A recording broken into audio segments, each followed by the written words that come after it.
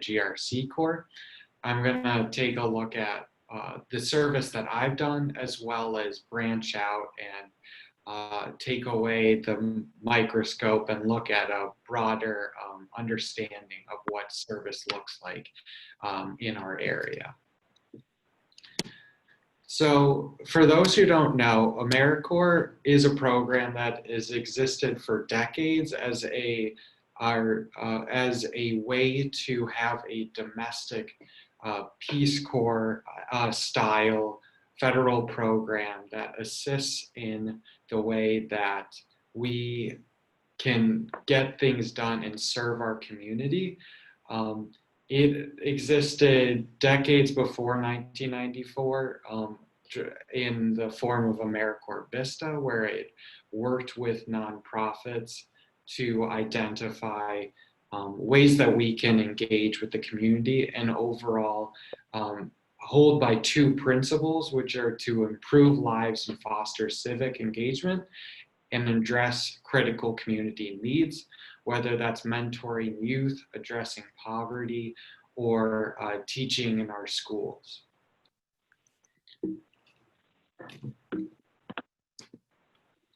So when I came into my service, I thought that I was going to be serving a specific role. I thought that I was going to be a public servant, much like most of the people on this call, just in a different way.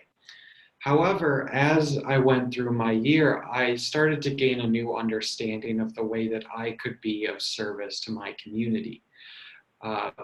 Through my day-to-day role being a person in a municipal government, leading and advocating for sustainable programs, as well as on Veterans Day and the MLK Day of Service, as well as AmeriCorps Week, looking at a way that I could be a guide in my community to guide us in service. As a person who grew up in Highland Park, I understand that we are a very fortunate community, and I saw that I had the opportunity to be in a role at Highland Park where I can help guide community members to direct our service and volunteerism to the critical needs that we are seeing on a day-to-day basis, whether it's within our community or outside of our community. So now broadly looking at Highland Park. Highland Park, like I said, is a very fortunate community, but the way that we have AmeriCorps programs running in our community are through various styles, such as the GRCorps, which helps with municipal sustainability. We also have school programs that help with students that otherwise would not be financially prepared to go to college or go to a higher education, or whether it's through sports with Beyond Sports Foundation, as well as keeping our community healthy with our Red Cross, and assisting in economic development with Habitat for Humanity and Rebuilding Together. So overall in Highland Park, we are looking at problems in our community and trying to best design our programs to directly apply those problems, such as ensuring that if there are people in our community that are disadvantaged in any way, we can address that in an efficient and effective way. And more broadly speaking, into what the GRCorps stands for, the Greenest Region Corps operates through the Metropolitan Mayors Caucus, which in its own serves over 100 government entities. We are full-time municipal sustainability advocates, and we implement diverse and effective practices. When we're looking at the definition of service and volunteership, looking at this large scale of the metropolitan area, we are identifying the problem of having a municipal sustainability regional collective be a effective and honed in version, or the best version it can be. As we go out into different communities and assist them with their sustainability projects, we are not only being of service to that community, but we are bringing with us a understanding of previous projects that have succeeded in other areas, as well as an understanding of how our service can be as impactful as possible. And so finally, I would like to reflect on the meaning of service and volunteership when it comes to sustainability in the environment. So once again, the overall goals of AmeriCorps are to improve lives and foster civic engagement, as well as address critical community needs. Well, I'm sure we all understand that the environment is a critical community need. We do also understand that we need to educate members of our community so that they understand that this is a need. And so part of our volunteership is to be of that education, as well as demonstrate or help bring together the community's priorities and goals when it comes to sustainability. And through that demonstration, it proves that that service and volunteership proves what the public's priorities and goals are in a way so that it is evidence of what we want to see in the world, in our community, and where we want our municipal government to direct its priorities. In addition of service and volunteership being a great representation of priorities and goals of the public, it also provides the ability for effective sustainable programs to be tested out and evaluated by ensuring that through the volunteer and serviceship, people bring new ideas and differences that help build a more refined version that one day a municipal government would be able to adopt on its own because it had this test trial through the volunteering and the serviceship of its community. For example, there's evidence in Lake County and in Evanston, Illinois, where the AmeriCorps program, through it being a service program, demonstrated that there is a need and there is a effective role of sustainability in their community worthy enough for a municipal government to provide a paying role for it down the road. So overall, throughout my year, I have found that service is not just unpaid work, as most people assume. It's identifying how we can address the needs of the public in a way that doesn't address an economic objective or goal of a private sector. It basically embodies the whole concept of the public sector, where service and volunteership will bring us towards a more equitable and just community by addressing our needs in the most collaborative and engaging way. So that was my presentation. If there's any questions, I'd love to answer them. Or yeah. Any questions for Daniel?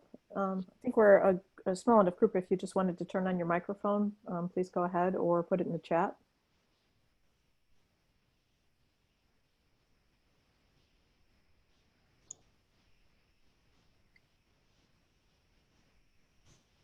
Daniel, I'll pose one question just on behalf of the group here. This has been an extraordinary year, and of course your service has been like no other class of service. Can you reflect on any perceptions that you've seen in the public, just in terms of the value of service, given the condition of our society at this point, with all that is going on? Oh yes, thank you.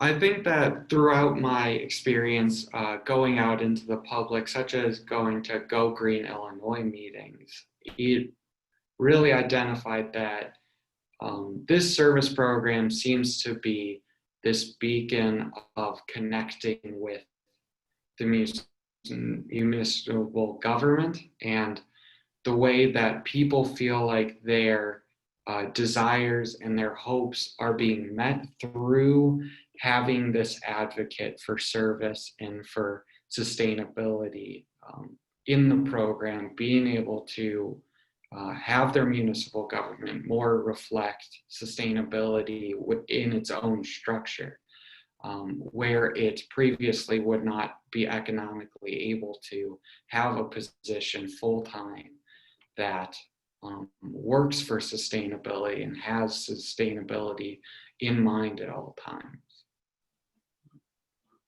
Excellent. And one more. I have a question. I know you're originally from Highland Park, so I was wondering how maybe your background and growing up in Highland Park kind of influenced your take on service there for yourself. Oh yes, thank you. So growing up in Highland Park, I definitely was raised to understand the privileges that was associated with living in that community, and I understood that there were things that I wanted to be done in terms of making it more equitable and making it easier to for disadvantaged communities to feel like that Highland Park is a place for them. And so that really inspired me to be a public servant in general throughout my life, but as well as identifying how I can just, even through the route of sustainability and environmental justice, be a voice for the issues that sometimes are neglected when it comes to equity and communities that through numerous issues make it harder for some communities to live in. And I know that it's a major part of sustainability is making sure that all sustainability is equitable. And so I was very excited to help develop my understanding of that and try to apply it at Highland Park.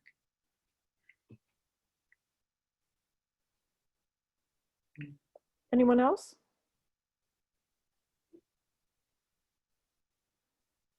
Daniel, what's next for you? Well, I currently just moved to Indiana, where I'm getting my Master's of Public Affairs at Indiana University, studying environmental policy. Excellent, thank you. Great, terrific presentation. Thank you for that superb introduction. And then the Charmaine fan club, you can applaud in figuratively or for real there if you'd like to, because next up is Charmaine John, who's been in service with the Village of Northbrook.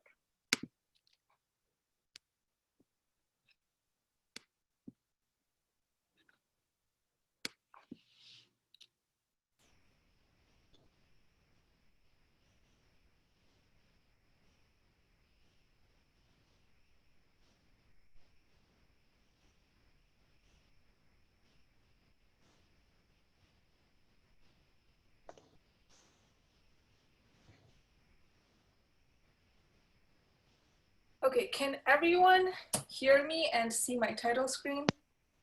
It's great. Okay, Awesome. So hello, everyone. My name is Charmaine John, and I'm the Greenest Region Corps member for Village of Northbrook. And today I'll be talking about how I promoted sustainability-specific communications for the village.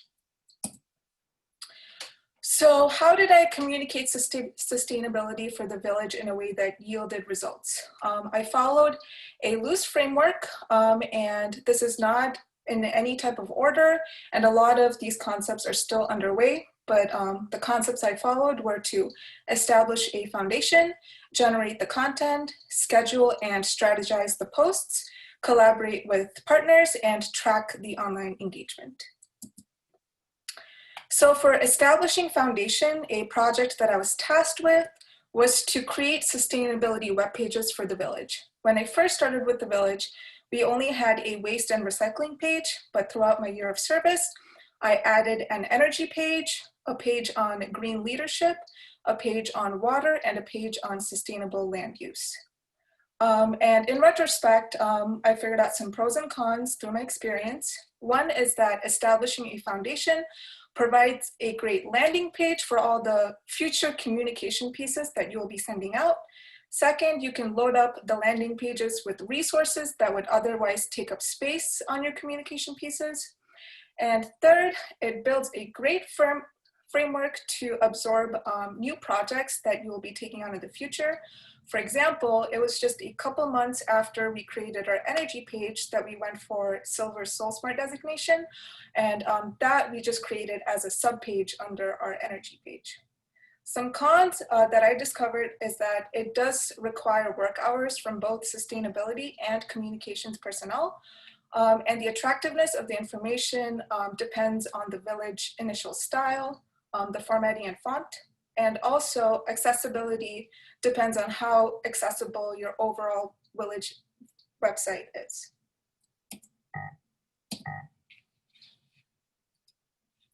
So here are some examples of pages that I created for the village. One on solar energy systems, another on green leadership and awards, and a third on sustainable land use. So the next concept is to actually generate content. To the right, you see a piece that I made on composting for the village. We have two different programs, a subscription and a sticker, and some items that cannot be included. And so you can create content like this on Illustrator, Photoshop. I personally used Canva because I found it easy to use. A pro of generating content is that you could share it with a variety of platforms, whether it be Facebook, Instagram, Nextdoor app, or Twitter. You can tailor your content to your audience, whether it is residents or board or committee members. And there's also capacity for two-way dialogue when you create content. A con that I discovered is that the engagement depends on what the content looks like. Personally, through my experience, I found that photos and videos of actual people generated more engagement than flyers or infographics. Here are some examples of waste diversion pieces that I created specifically for residents. On the left, we have our plastic film recycling program. In the center, there is an infographic on electronics recycling that I created. And on the right, we have our share bag program that we adopted from City of Evanston.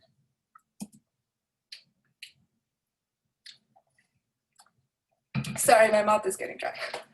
Okay, so I also created communications pieces for commission members. For this, I took raw data from advanced disposal and I turned it into charts and graphs that are more digestible for in like a meeting environment that'll generate dialogue. And so if you look at some of these graphs, the green line is a monthly average, and the red line is the total 2020 collected landfill, recycling, or compost. For Village of Northbrook, you can see we're a little bit high this year, and that generated a lot of great discussion during our meetings. On the bottom right corner is our plastic film collection, and to date, we collected over 1,000 pounds of plastic film for recycling. Another concept is to schedule and strategize posts. So a project I was tasked with was to create a sustainability-specific social media calendar. So I'll go through some of the steps that I took to generate this. One is to organize and schedule content according to your village or institution's calendar of events or your village or institution's priorities. For example, on Mondays, I decided to focus on waste diversion because on Mondays we have our electronics recycling program pickup. And on Wednesdays, I focused on Northbrook specific programs because we have our farmers market on Wednesdays and we can promote our reusable bag program there. Second is to find copyright-free stock or village archived images, or you can create your own on Canva and then create a catchy blurb, include relevant links as you can see here, and then post in a timely fashion. This is what I generated and handed straight to communications so that it took that extra step away from them and they could go straight to just posting it right onto the platform. Here are some pieces that came straight out of the social media calendar. On the left, we are promoting our Monarch Waste Station program. In the center, we are promoting our Green Resident and Green Business Awards. And then on the right, we're promoting our textile recycling program. So when it comes to collaborating with partners, a project I was tasked with was to promote our climate action survey. We have consultant Pale Blue Dot who created a climate action survey for us, and we promoted it with the village, but as you can see on the right, we have the image, and under you could see we only got 8 likes, one of them, which is me. And so we actually engaged our community partners to spread the word on the survey, and it went fantastic. We utilized the networks of our community partners, we reached a much wider audience, and we increased the frequency and visibility of the engagement. A con that I noticed is that it takes increased staff hours to identify, contact, and communicate with the partner organizations. For Village of Northbrook, we had our consultant Pale Blue Dot, and so that was very helpful. So especially, I have to give a shout out to Go Green Northbrook is the most active partner for us in terms of promoting our survey. And with their help, we were able to get 336 responses on our survey to date, and the survey was only open for about 4 weeks. So if you compare 336 responses to the 8 likes we initially got, it really underscores the importance of collaboration with community partners. In fact, Northbrook has the highest response rate per capita for our survey out of the 9 communities our consultant has serviced in the past year. And so we so far have blown it out of the water, which is very exciting. And our numbers are expected to grow because there are still more community partners that we will be reaching out to, such as Farmers Market, Library, and Park District. So lastly is to track our online engagement. So I recently started doing this with our communications. We use Facebook Analytics for this, and a pro is that it gives you detailed engagement statistics, such as exactly how many people the post reached, the total amount of likes, comments, and shares, how many post clicks, if the post was hidden, and so just a deeper look into the engagement. Here you could see it reached almost 1,000 more people than the previous post with 2,900 people reached. We have 71 likes on this. And what's interesting about this post that you wouldn't be able to tell without the analytics portion is that we received 23 link clicks, which means 23 people actually clicked on our link for waste and recycling, which takes you back to our village webpage for waste and recycling. So, which is great because we have a lot of great information on there. So it underscores, again, the importance of setting that foundation so that your future communication pieces can link back to it. So as a reflection, over the course of the year, I guess relearned the importance and value of teamwork. Again, thank you to the Northbrook communication staff from whom I learned a ton, and thank you to Go Green Northbrook for promoting us and working so closely with us. And thank you to Pale Blue Dot LLC, our consultant, for drafting our climate survey. They'll be doing a lot of great work for us, and also for teaching us to engage our community in new ways. And lastly, communicating sustainability allowed a very personal connection with me and the residents that I connected with. So an example is the picture on the right. In promoting our Monarch Way Station, one of the residents, I sent them the sign, and they actually sent a picture back to me because they were so excited to have the sign up next to their native garden, which made my day because it's that shared excitement, which is really great, and shows the positivity and positive aspect of sustainability communications. So with that, that concludes my presentation. If there are any questions, I'll take them now.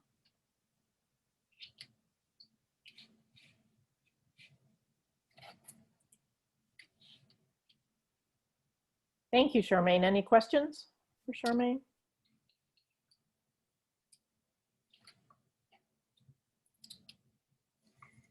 Any comments from the Charmaine fan club?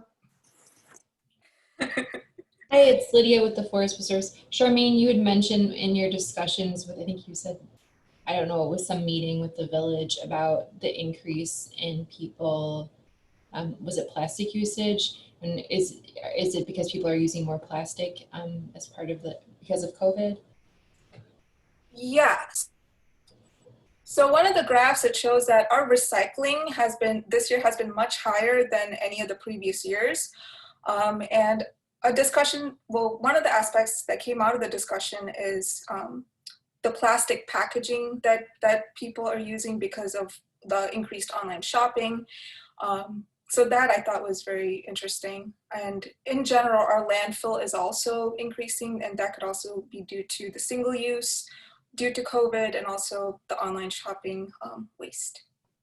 And it looked like there was increased recycling at the Trex locations, at least in June and July, and maybe that's a result of people using more plastic. Do you guys have statistics from previous years? We don't. We actually just implemented the program December of last year, and so it's been running for just that many months. And that's all the data we have. And our monthly average for plastic film collection is slowly increasing to the point where we're not sure if we have the operational capacity to process all these bags and take them to Jewel. So we might have to cut off collection at some point, that or hire staff or delegate staff hours to actually process the bags.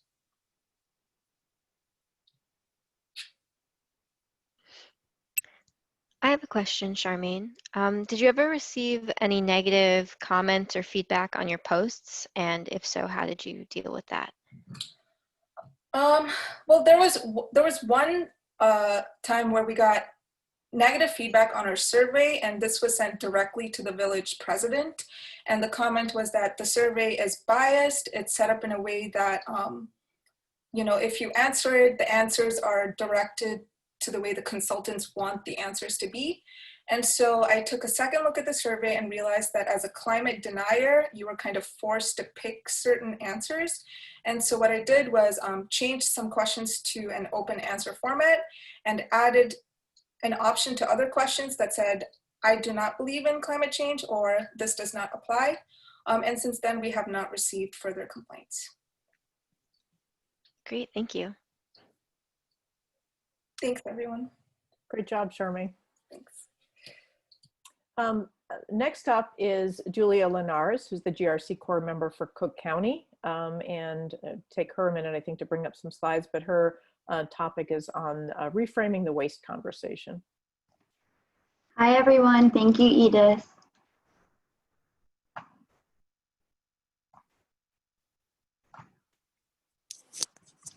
Are we able to see my screen okay and hear me? Yes. Awesome. Thank you. So like Edith said, my presentation is going to be on reframing the waste conversation. And I am a Greenest Region Corps member stationed in Cook County's Department of Environment and Sustainability. And before we jump into the waste conversation, just a quick overview for those that might not be familiar with Cook County's Department of Environment and Sustainability. So our department has a few different functions. First, we work as an agency that permits and inspects facilities of all different types. So we permit and inspect solid waste facilities, fuel burning equipment, asbestos and demolition sites, open burning, so like leaf burning, and we also track hazardous chemicals throughout the county just to maintain safety protocols. We are involved in a delegation agreement from the Illinois EPA to manage some air monitoring sites across our county region. And we also have a hand in sustainability initiatives, mostly focused on waste diversion and energy. At Cook County, I've been privileged to work on a wide variety of projects, almost related to every single different function of our department. On the regulatory side, I've been able to create policy guides, web page content, and tutorial videos to help citizens and really engage about our ordinances and departmental requirements. I've attended administrative hearings regarding environmental violations, so things like open dumping or improper maintenance of a solid waste facility. I've evaluated effectiveness of online reporting software and provided recommendations for improvements and ways to increase efficiency on that platform. I've also developed maps to more effectively engage with municipalities and stakeholders, and that really has looked like developing brownfield engagement maps so that we can further have these conversations with interested municipalities and the grant that we could potentially provide. And on the sustainability front, I've assisted in energy audits of county facilities, produced and provide resources to residents on issues like energy efficiency, waste disposal, food waste, a wide variety of environmental issues. And I've also, when we could, attended in-person outreach events. And so some major lessons learned from these outreach events were, one, that residents really love recycling, and even more, residents love telling you about how great they are at recycling. They love telling you about how they got the curb out, or they got their bin out to the curb on time, and how they filled it up. So from there, we learned that the residents are missing a key component of the waste hierarchy, that they're kind of forgetting about the ideas of reduction and reuse. And we then understood that we needed to reframe the conversation to better reflect those aspects. So in order to do this, we wanted to connect residents with their waste stream and really make sure that they understood where this trash was going. And also, like I mentioned, emphasize other aspects of the waste hierarchy, like reduction and reuse. And in order to connect residents with their waste stream, I developed a story map, which is like a web application that takes residents through their waste journey. So I'm going to hopefully be able to pull this map up.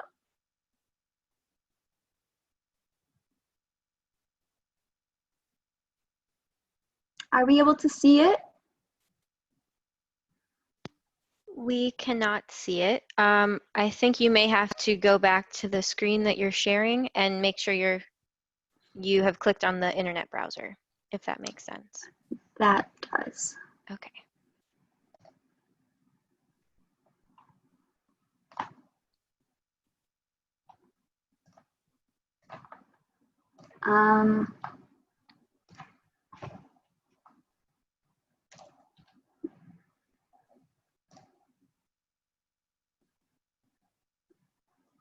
Sorry, I'm having difficulties, Katie.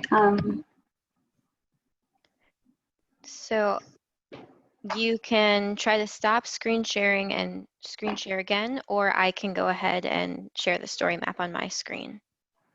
I'll just stop my share and I'll reshare. Okay. And you should see an option to share the screen with the story map. Right, okay. Can we all see the map now? Yes. Awesome, thank you so much for walking me through that. No problem. So this is the story map that we generated exploring the waste journey. So it kind of takes place as if it's garbage day and you just put your bin on the curb. So to start off, we talk about what actually is in our waste in the county.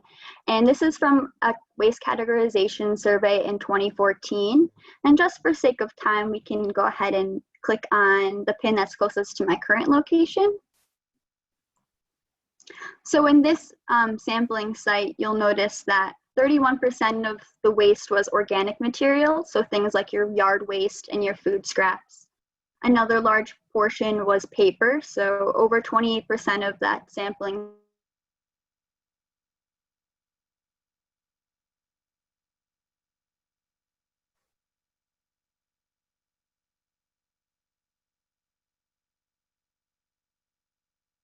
paper products, and then just over 17 plastic numbers, and we can for sure send some of that organic material to compost. And the study all in all found that 76% of our waste can be diverted from the landfill. So we really have room for improvement, and we were trying to engage residents so that they understood that point. All in all, Cook County households generate twice or almost twice as much as the national average. Each household generates around 8.2 pounds of waste per day.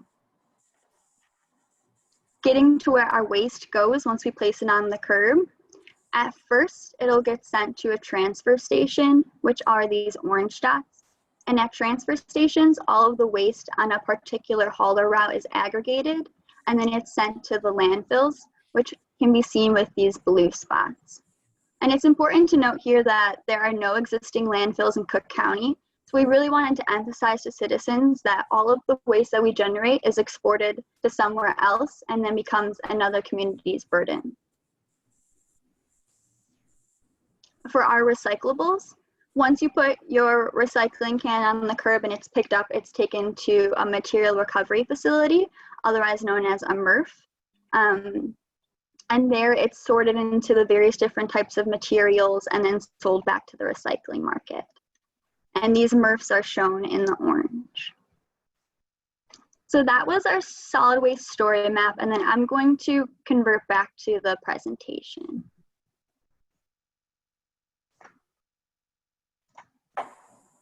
Okay.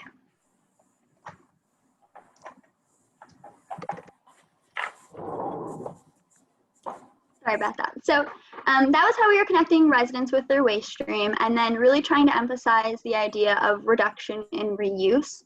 And for us, that again looked like connecting people with the waste journey of single-use items. So once you use that plastic fork or that plastic spoon, you immediately throw it away, you put it out to the curb, it gets sent to the landfill, or it gets sent for incineration. And we really wanted to address citizens and really try to drive home the fact that that is not a sustainable method, and that we can do better if your livelihood supports an alternative. So the idea of encouraging reusable options, so opting out for a straw or opting out for a stainless steel straw, bringing your reusable bag. Of course, this campaign was devised in different times when there weren't COVID constraints, but really just trying to push reusable items and a move away from single-use plastics. Again, this is emphasized with this little tidbit. Did you know that oceans aren't the only bodies of water teeming with plastics? Our own Lake Michigan receives over 11 million pounds of plastic per year. And that's from a Rochester study that found that the Great Lakes take in 22 million pounds, and that Lake Michigan takes over half of that. So really trying to push residents to try to reduce their use of plastics. Other ways that we chose to communicate the reduce and reuse aspect was through our Green Guide library. And in the Green Guide library, there's a wide variety of different waste topics, from tires and food waste and compost, and really discussing the fact that we can reduce these materials before we even consider the alternatives, so recycling or disposal. And also, I created new waste outreach materials that again focused on this idea of reduction first. So on the right, you'll notice household hazardous waste and some alternatives that families can use that are safer than the normal household hazardous waste options.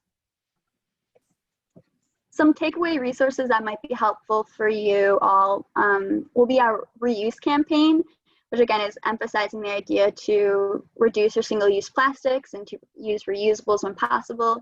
And that's coming soon, hopefully in the next few months, and that will be launched on our Twitter, which is Cook Enviro. Our Green Guide library that I mentioned earlier, again, will be announced on Twitter and hopefully will be coming active and online soon. The solid waste story map that we went through today is accessible at this URL. And if you're interested in any additional environmental resources, we have information like energy efficiency and other waste disposal blog posts. Those all can be accessed at our blog at the following URL. Thank you so much for having me. All in all, I'm super grateful for this experience, and I can take any questions if there are any. We're getting a little crunched on time, but anybody have any questions? I had a question come in through the chat. Let me just pull it up. Is the county using any metrics to measure the effectiveness of the recycling reduce single-use plastics campaign? So that hasn't been implemented yet, but I think that would really look like, personally, me receiving less phone calls, or whoever takes over these phone calls. I get a lot of residents calling me about a wide variety of different waste issues. So one time I got a resident that was asking about it's like poisonous gas in old-fashioned banking systems. So there's just like a wide variety of disposal, and also like butane and cylinder tanks. No one ever knows how to get rid of those.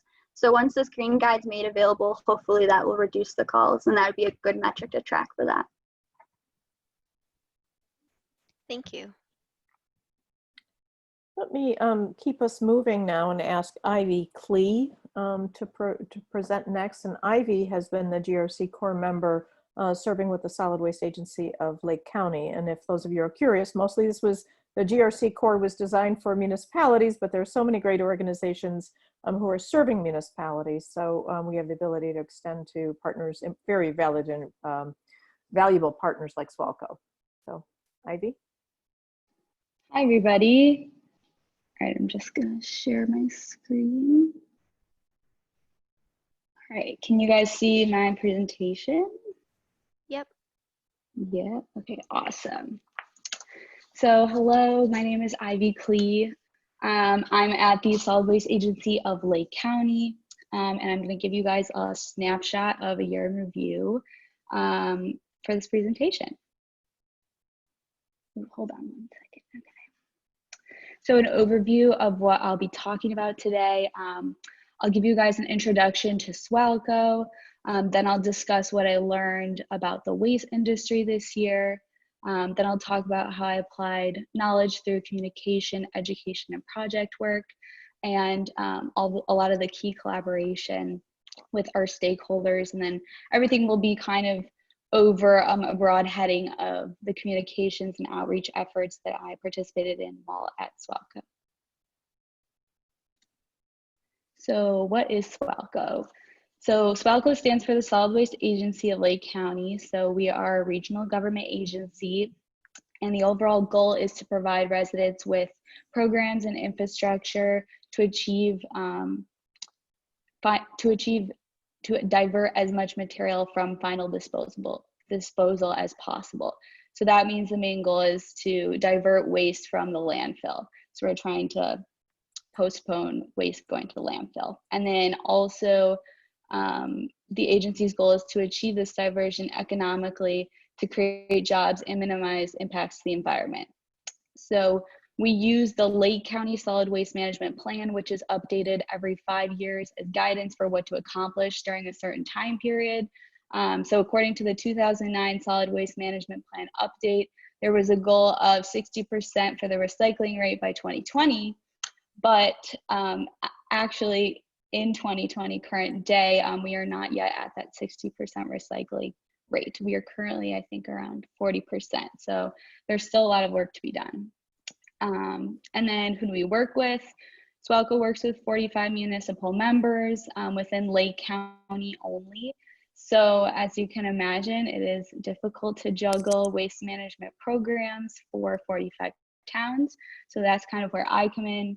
My role this year was to provide an extra set of hands to help with projects that were currently in place, new project implementation, coordination, research, data reports, and most importantly, communication. As you can see from this picture on the right, some of my hands-on work included capturing evidence and providing dumpster updates. It's just a fun fact. What I learned. So in my first few weeks, I learned a lot about how SWALCO functions. So SWALCO operates as a municipality, but it also serves municipalities regionally within Lake County. So I also learned a lot about the waste industry. I was not, and the waste market, I was not very knowledgeable in this before my time at SWALCO, but luckily my supervisor and my colleagues were willing to share a wealth of knowledge with me. This was the essential information that I needed in order to do everyday tasks and understand what was going on in meetings. It was really interesting to learn about the complexity of the waste market.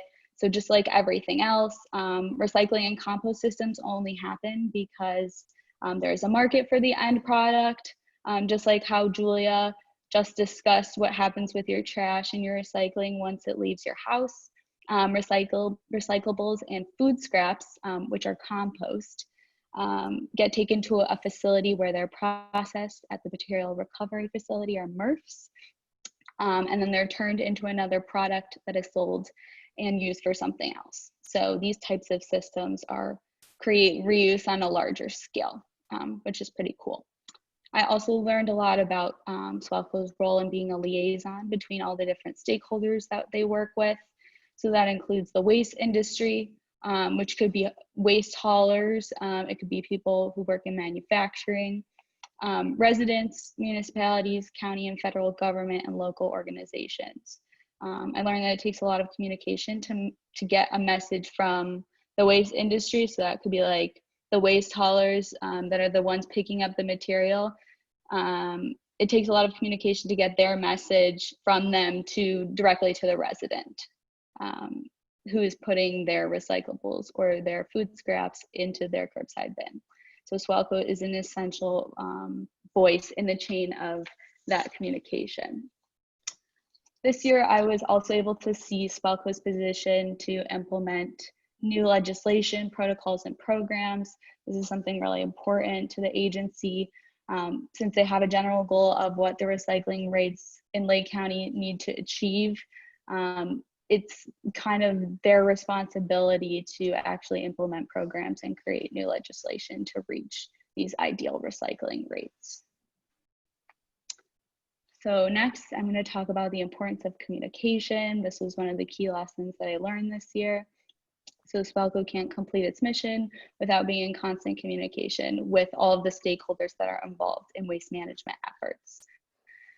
I really enjoyed working on communication pieces this year. It was a great experience to learn how SWALCO interacts with people that in the organizations that it serves. I was really amazed at the thoughtfulness and detail and precision that went into recycling guidelines. Specifically, that was one of the most reoccurring needed pieces of education. So these guidelines were subject to change based on the market. So this was something that we were consistently changing and updating based on those guidelines. So oftentimes when we had an updated guideline, we had difficulty reaching the resident with this new information, as well as getting residents to interact with these materials. So just for anyone on the call, I don't know if any of you have checked your local guidelines recently, but a lot of times people participate in what we like to call wish cycling.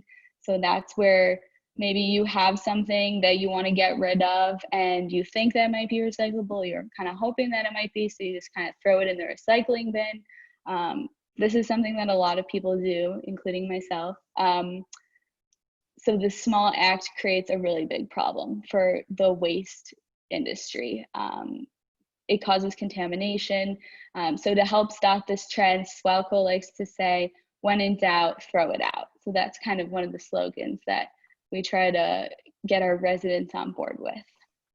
SWALCO also caters to other groups of people, such as schools, businesses, municipalities, and this takes on a different form of communication.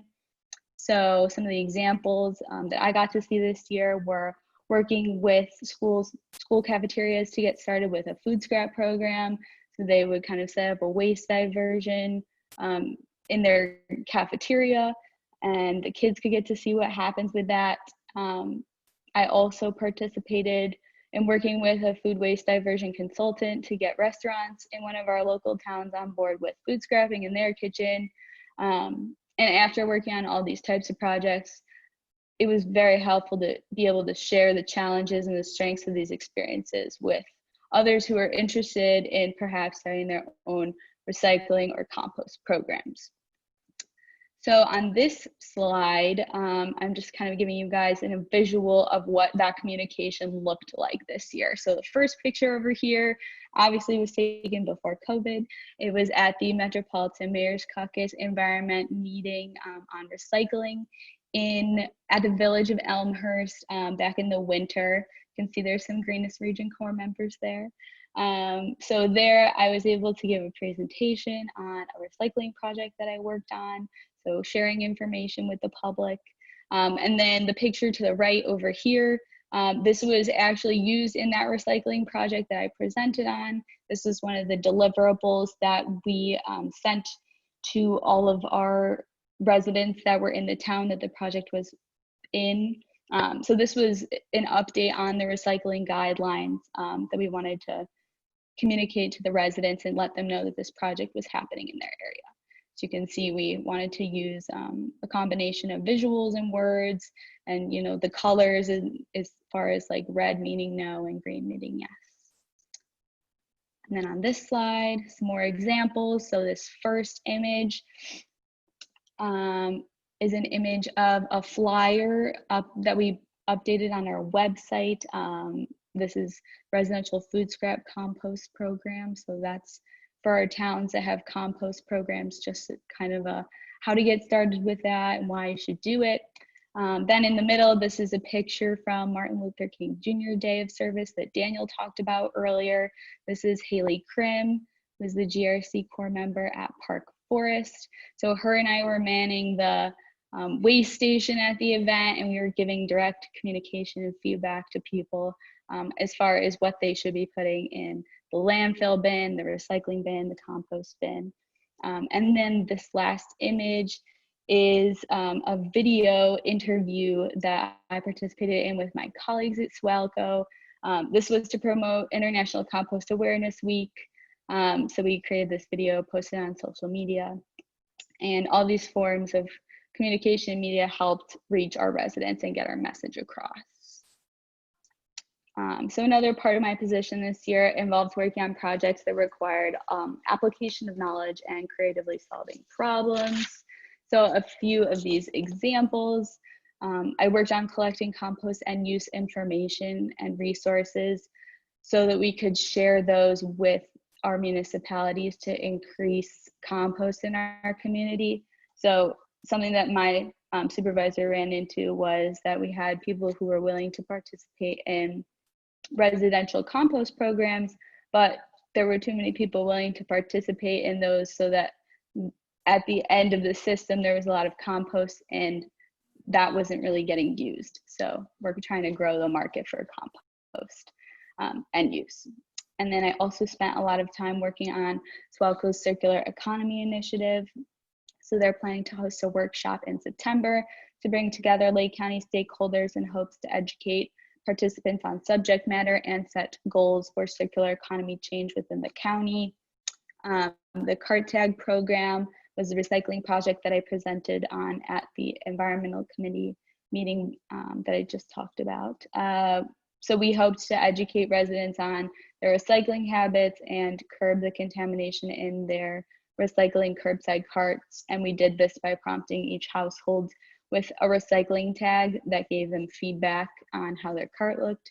So we had this cool tag and we gave them feedback on if their cart was contaminated or whether it was a clean recycling cart.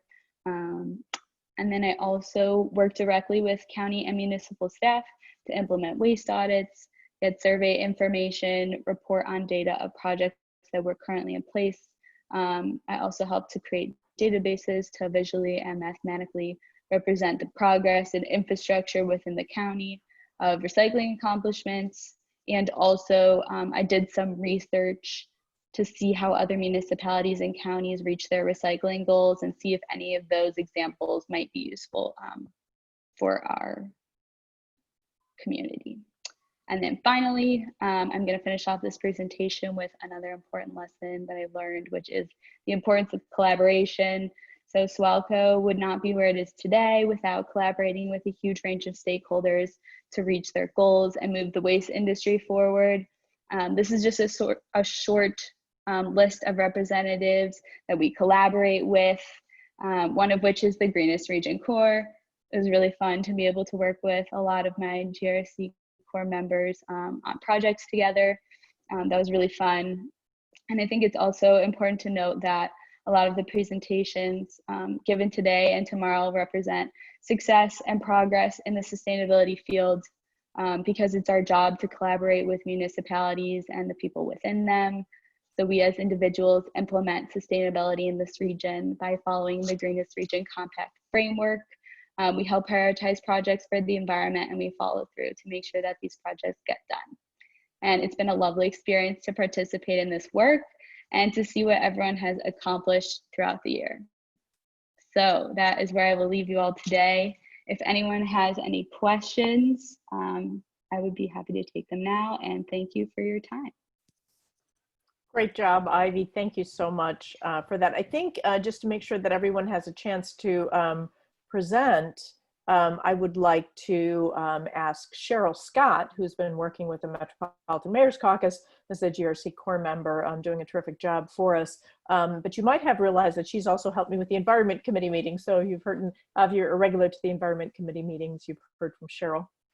So. Thank you. And I'll just get my slides started. And can you see those then? Yes. Okay, thank you.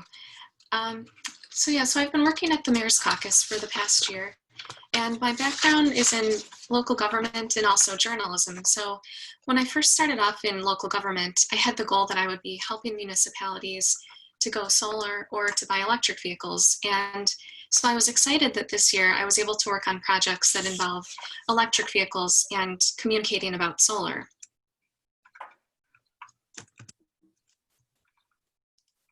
And so I jumped in by working on the Becoming EV Ready project when I started. And I won't get into all the details of it in case you've already attended a listening session or one of the webinars we had. But basically what we did was we were creating an EV readiness checklist that's similar to the SolSmart checklist that's pictured on this slide. And it's a step-by-step list that would help municipalities to be prepared for the increase in electric vehicles and the expected grant funding that's on the way. And so in order to do this, we wanted to have listening sessions in the region to gather feedback from municipalities and other stakeholders. And we asked them about their concerns regarding electric vehicles and electric vehicle charging stations, and what we needed to consider in the checklist regarding zoning, permitting, parking, and other aspects. I helped to set up and coordinate the 17 listening sessions in the region, and at the listening sessions, I took pictures and also detailed notes on the feedback that we heard from the audience to incorporate that into the checklist. And Edith and our consultant, Tim Milburn from Green Ways to Go, they mainly presented, but there were a few opportunities that I had to present at the EV Ready listening sessions. And I was also able to take the lead during a few of the interviews that we had with a car dealership and economic development organizations. And so in addition, I took pictures, wrote, and designed the Becoming EV Ready webpage. I created this in WordPress, which is the content management system that the Mayors Caucus uses. And before we had the webpage up, it was actually difficult because when Edith and I would get a question about the project, we would have to type up a paragraph or two and send that to people. But once we had the webpage up, it was easier just to write a sentence or two and then send people a link to the presentation.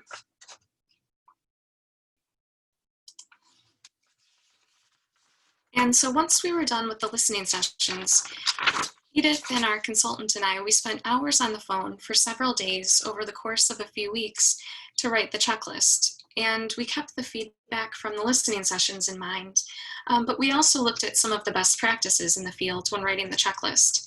It was difficult because there aren't always best practices on what municipalities should do to become EV ready. So in our EV readiness checklist, it's actually the first of our kind in the nation. So it was difficult and took some time and also some follow-up interviews with some of our sources on particular points that we needed more information for.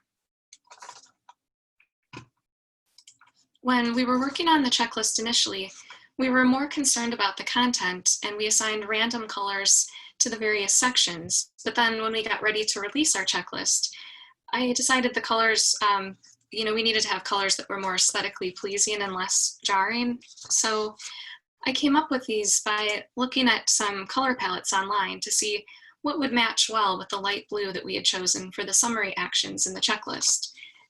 And I think it's important to mention how we made the document visually appealing, because the point of communications is to deliver a message. So if we made the document difficult to read, and if we used colors that clashed, it could have been hard on people's eyes as they read through, and they might not have even have made it to the bottom of the checklist, and therefore they might not be as committed to becoming EV ready.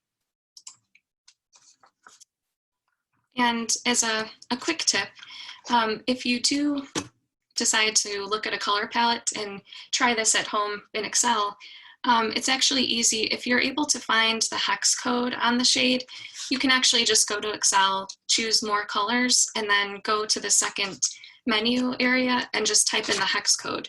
And that's actually just a code that shows how much red, green, and blue the color is made up of. I also designed the EV Ready logo for the project. As you can see, it has the Greenest Region Corps logo in the background in a transparent fashion. And in order to figure out, I wanted to use the Greenest Region Corps text, but we didn't actually have the original file that would show me which font was used for Greenest Region Corps. So as another quick tip, you can use this app called What the Font, and it will help you determine which font is used. You just take a picture or scan in the logo, and then it will give you some of the best matches.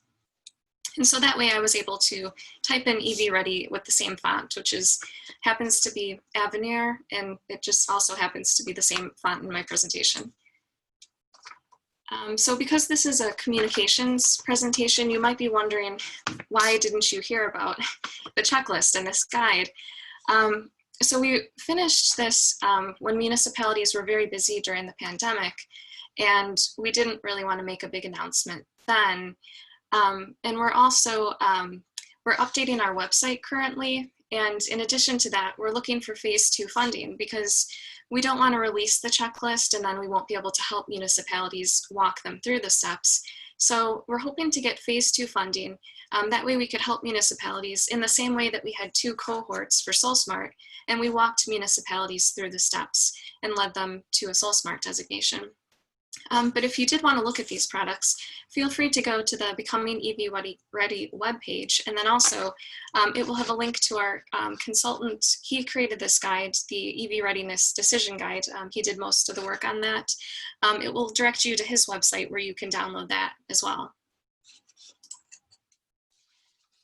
So in general at the Mayors Caucus, I updated the website and I posted on social media about environmental initiatives. And people seem to get the most excited about our posts involving solar and SoulSmart, as shown by this post about an article that recognized Schaumburg for its explosive growth in solar.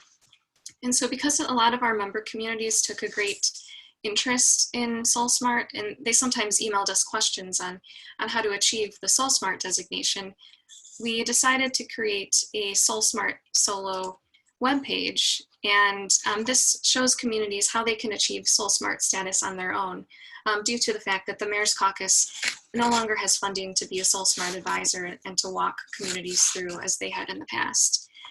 And if you're interested in becoming a SoulSmart community, you can actually use these resources during the next month, because the funding is expected to end in October, but they still are receiving applications if you wanted to get a designation in. And as another quick tip, the photo at the top of the SoulSmart Solo webpage, I actually use stock photo websites a lot, because I think that you should always try to have a picture with, if you have a lot of text. And so if you don't have a picture of an actual solar display on a community, you can go to some of these websites. I think I had used Adobe Stock Photo for this one. And that way It's a photo that could be any town USA, and it just brightens up the page and makes it more appealing. And another topic that I helped the Mayors Caucus communicate was energy efficient building codes. So last year we had an effort to get communities involved in giving feedback on the proposed changes to the IECC, which is the International Energy Conservation Code. And it's important because municipal officials can stand up for lower energy costs and better building standards for their constituents. And in the Chicago region, stationary energy is actually the largest contributor of greenhouse gases, more so than transportation because we have such large fluctuations in temperatures. And without the municipal officials getting involved, in the past, the National Association of Home Builders was able to advocate for lower upfront costs rather than building code changes that would improve energy efficiency and better address climate change. And what's shown in this picture was one of the ways to participate was to testify at the public comment hearings for the ICC, which Mayor Burns did. And actually, a mayor had never before gone to these hearings. So when he was done, someone actually, it was Tim Ryan, the executive director of the International Association of Building Officials. He actually thanked him and was very impressed with the mayor's comments. And the room erupted in applause, which actually had never happened at these hearings. Another way for people to get involved was municipalities could vote. And I see that I'm a little short on time, so I'll just say, because of the voting efforts, we had a success, and it looks like energy efficiency will increase by 12 to 17%. We're still in the appeals phase, but we'll keep you updated on what happens next. So thank you for your time, and let me know if you have any questions.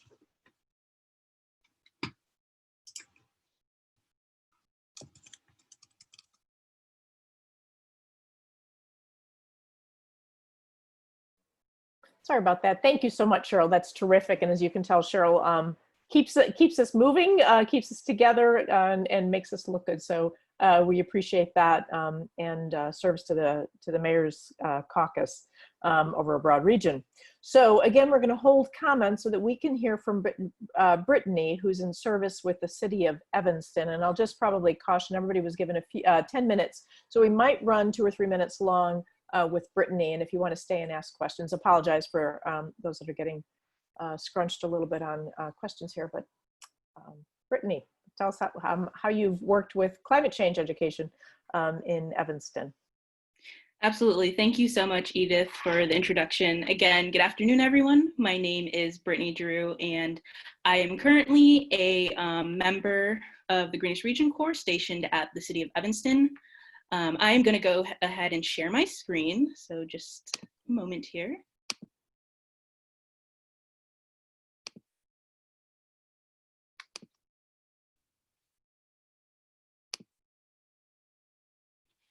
So today I will be presenting on a project that I worked on this year called Experience Climate Change. It's going to be an overview of my work that I've done with this project. And just as a precursor, this is actually a continuation of a project that was started last year with our previous GRCorps member, Allison Wright, with the city of Evanston. So shout out to her. So just to begin, I want to give a little background on this project in our town. Evanston is a north suburban city of approximately 74,000 residents. This lakeshore community borders Chicago to the south, Skokie to the west, and Wilmette to the north. It was inducted as a GRC member in 2008. And just a little background on our climate plan. In the winter of 2018, our city council passed our climate action and resilience plan. And within this plan, it contains 13 focus areas and over 140 actions for climate mitigation and community resilience. And so our Experience Climate Change activity falls under the focus area of outreach, education, and behavior change. So as you can see, this is just a screenshot from our Climate Action and Resilience Plan, also known as CARP. Some people are not a fan of that name, but that's what the acronym turned out to be. So for our Experience Climate Change activity, some of the goals that we wanted to accomplish was sharing what climate impacts look and feel like locally in our Evanston community, as well as having participants understand what kinds of decisions the city needs to make in order to combat climate change, and how students, particularly in this situation, are able to contribute to mitigate these local impacts. Additionally, we wanted to solicit feedback about participant priorities when it comes to some of the actions that the city wants to take for climate mitigation.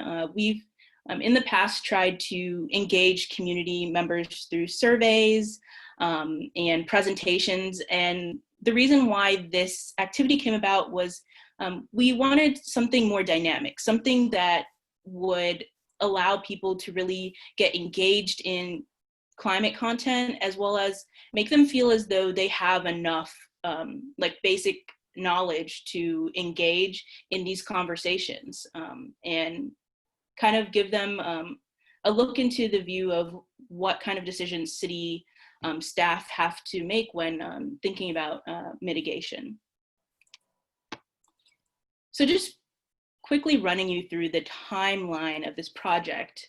The conception of this project started around the spring of 2018, and the planning went through fall of 2018.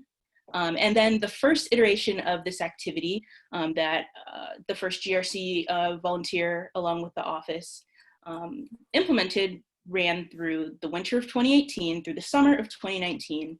And then the second iteration of this project, which I particularly led, started at the beginning of my service term in the fall of 2019 and continued through spring of 2020, right before COVID hit. So I was very happy that we got to see this project through literally right before COVID happened, like 2 weeks before. So that was really awesome. And some of the things that went into this timeline was research and content creation, focus group sessions, community meetings with district teachers and educational extracurricular groups, logistics, curriculum review, classroom lessons, and ultimately this project culminates in a climate action fair, which I will get into later.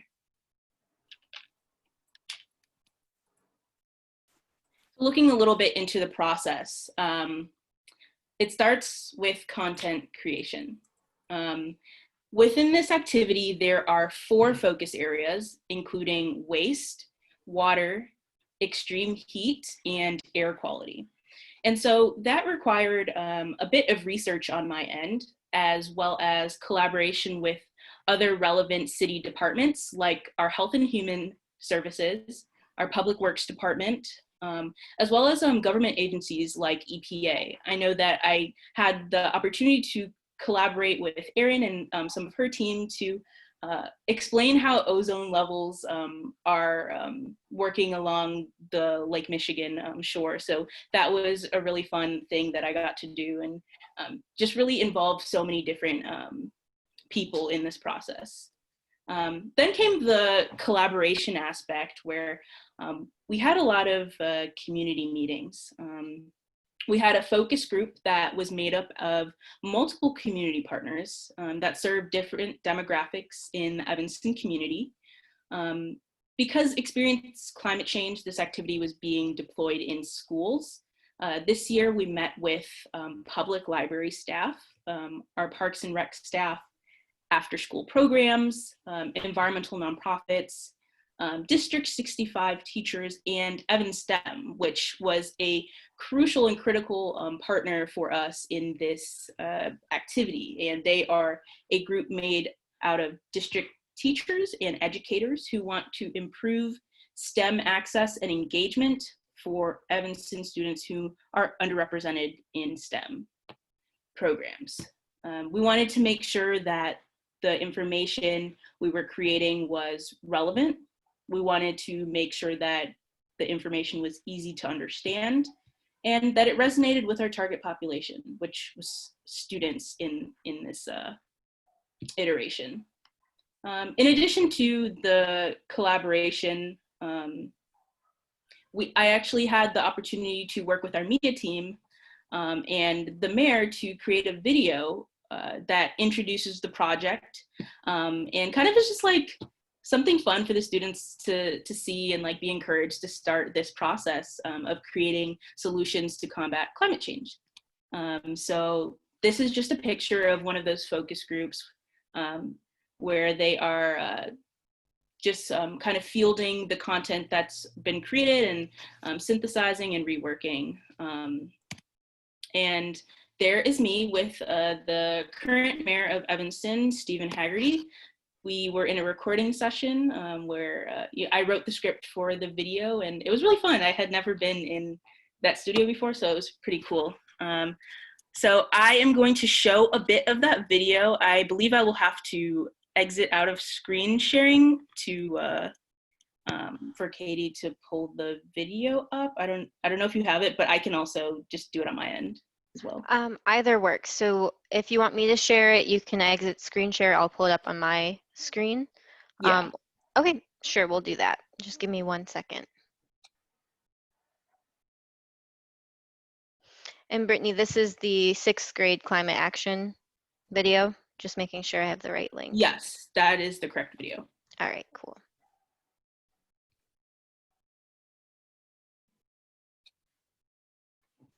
Okay. Let's pull it up. It was really fun trying to get all this done with a broken ankle, as you saw in the picture. So I was hobbling all around Evanston with my boot. Can you all see my screen? Yes. Okay.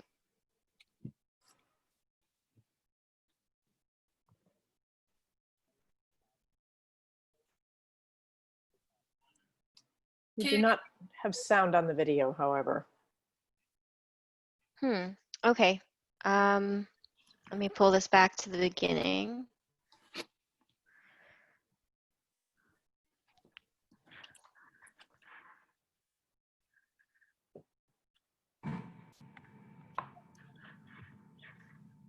Let's try now.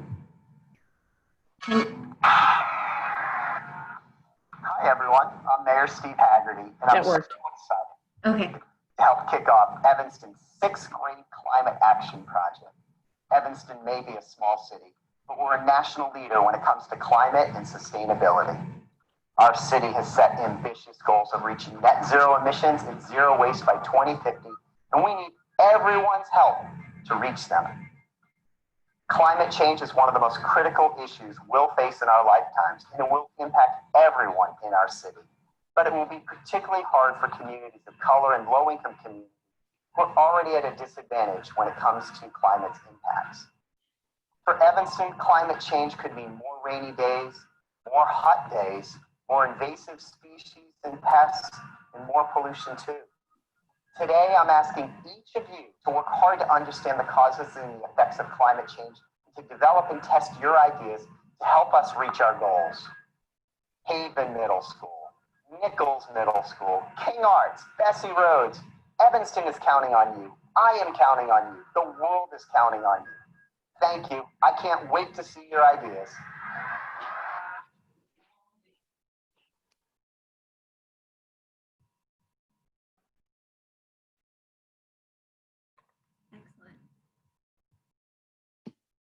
Okay, thank you, Katie, for sharing that video. So I'll go ahead and share my screen again.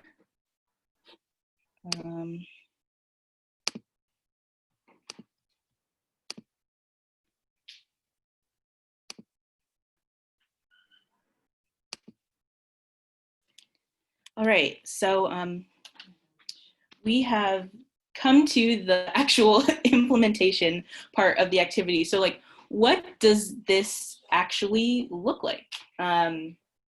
So we broke the classroom up into, oh my gosh, wow, I just skipped a whole portion. I'm gonna rewind for a second. So after we did a lot of the content creation, here we go, logistics, we had to do a lot of drafts, a lot of meetings, and I worked with our in-house designer to create some graphics, and ultimately this activity ended up being 4 posters. They're about 3 feet by 3 feet, and there's also activity cards that go along with them. And so I had to go through the process of getting quotes for printing these posters. I learned that at a certain price point, working with the city, you do need to field quotes for any larger purchases. So that was something cool that I learned. And it also required me to be cognizant of the minority-owned, women-owned, and Evanston-based business contracting goals that the city has. So, when you're purchasing things, you are really supposed to be cognizant and trying to purchase from businesses that are categorized as such. So that's some cool city stuff that I got to learn. And then coordinating the delivery of the posters and cards for our teachers. Now I can go back to the activity. So how does this actually work? So we broke up students into small groups. They were placed at each of one of the posters in each of the corners of the classroom. And so then they would then learn about each of those topics: extreme heat, waste, air quality, water, and learn about them on a systemic level. And then they would be passed the action cards, which have an action on them from our climate action and resilience plan, as well as the impact that that action would have on our community. And so this would spur a discussion between the students in the group. And so they would have that discussion as to what solutions appeal to them the most, why they would or wouldn't choose to implement one of these actions. And then also they did get to share their experiences on those subject matters within the group. And they also had the opportunity to match the solutions with each of the environmental issues within each area. So for example, for our waste section, we went through kind of the system of mining and transporting raw materials, to the design and manufacturing of products, distribution and purchase, use, end of use collection and management, and then when materials are no longer of use and make their way to either a landfill or compost or a reuse opportunity. And so then there are some actions like banning plastic bags and other single-use products, or an action such as creating a library of things where people can borrow items for no charge. And so students had the opportunity to talk about those actions, which ones they liked most, which ones they didn't, and so forth. So this is the classroom. I actually got to go in and teach, so that was really fun. Coming into this program, I really had an interest in environmental education. I've always really loved working with kids. I've done that for my entire life. My mom had a daycare for a long time, so I was really, really pleased to have this opportunity to kind of show the content and teach it. So we are at the impact. So the Greenest Region Compact has 10 categories, and for this particular project, I'm sure there are more, but these were the ones that popped out to me. We accomplished goals in 5 categories. So climate, educating the public about climate change, informing the community about air quality, partnering with non-governmental organizations to advance sustainability, educating the community about the value of trees, educating the community about sustainable initiatives, using existing municipal communication, and so forth. So those are just a few of the impacts that this project had on our community. So to wrap things up here, I apologize for going over. Some key takeaways: collaborate with community stakeholders. This is just super important because there's just no way to create content that resonates with people without getting input from the end users. There's just no way that it's going to be the product that you want and have the impact that you need. So collaborating with community stakeholders, super important. Striking the balance between simplicity and technical information. That was definitely kind of a challenge, because you want to make sure that students are able to understand the material, but you also don't want to kind of water it down. These kids are really smart, so wanting to make sure you have that right balance. Prepare for conversations to segue.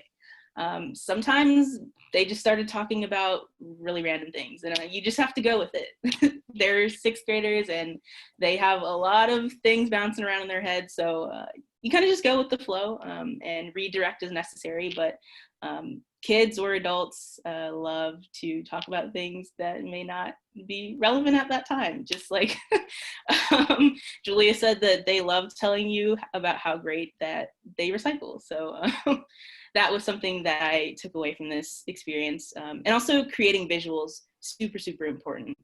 A lot of people are visual learners, and it's a great way to engage people in a way that you might not get otherwise.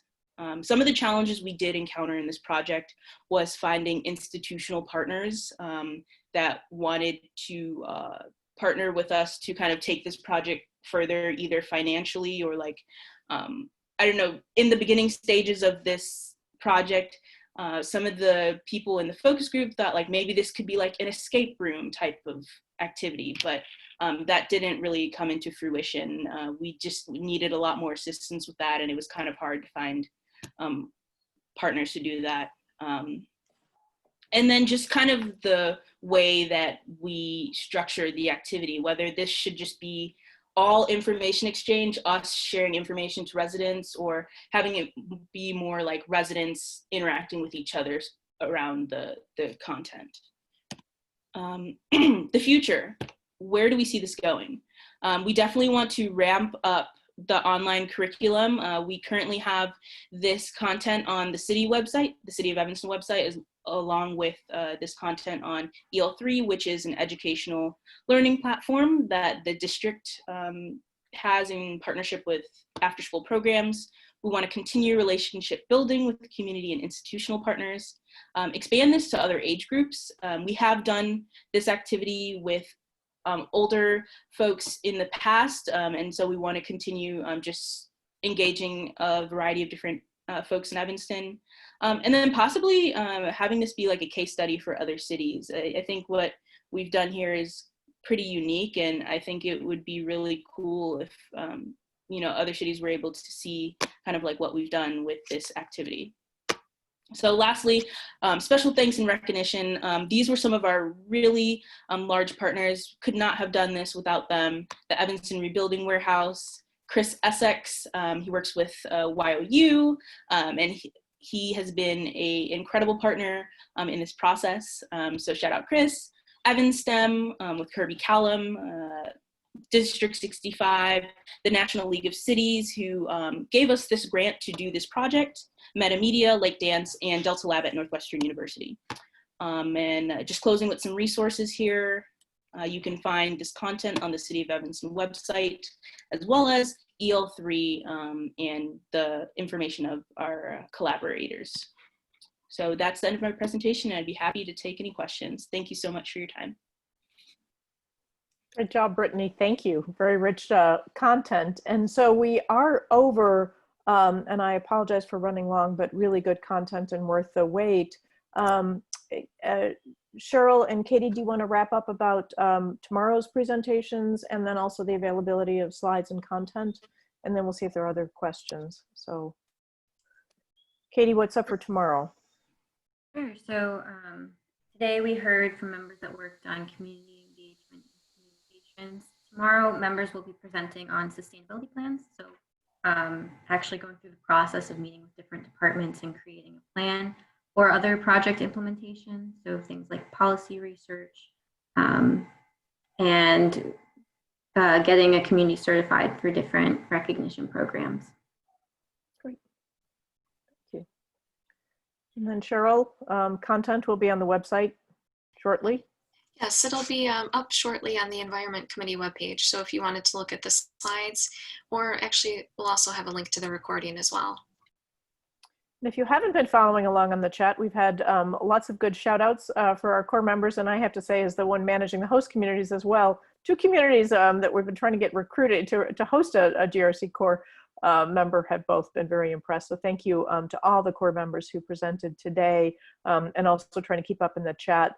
We haven't had time to present to everyone who's got some amazing future plans. So see what our core is up to next. And as a core member, if you still had time to put in the chat what you're up to next. But any questions from the audience before we break, or comments?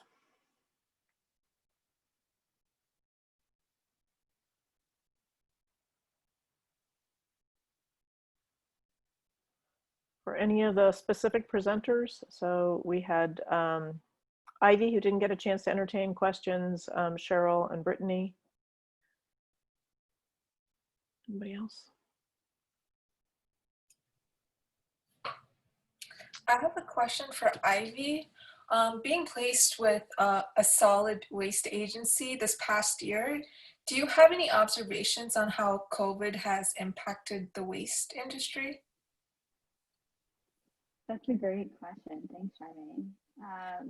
So yeah, we saw, my office saw a lot of changes within the waste industry. I kind of wasn't super involved in that. It was more so my supervisor and my colleagues, but I kind of saw everything secondhand. Basically, everything was up in the air as far as if services were going to continue, like curbside services, so like the hauler coming to pick up your trash, coming to pick up your recycling and compost and landscape waste. They were really concerned about having to touch all of the bins that they normally do, and their workers getting sick from COVID. And we had to put out a lot of communication that were changing like every single day. And I'm sure a lot of other people from the GRCorps were doing COVID communications too. So that was a really cool thing to experience. And I think now we're kind of more settled, which is good. Any other questions?